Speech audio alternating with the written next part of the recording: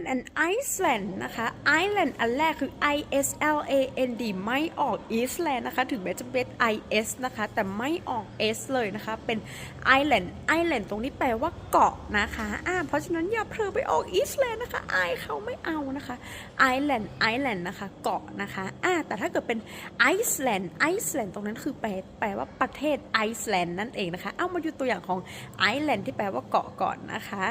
It was a small island นั่นคือเป็นเกาะเล็กๆนะคะเป็นเกาะที่เล็กนะคะอ่าน Island นะคะประเทศไอซ์แลนด์ I would like to go to Iceland ฉันอยากไปประเทศไอซ์แลนด์จังเลยเพราะฉะนั้นจัดดูนะคะ Island เกาะ Iceland ประเทศไอซ์แลนด์จัดจ้า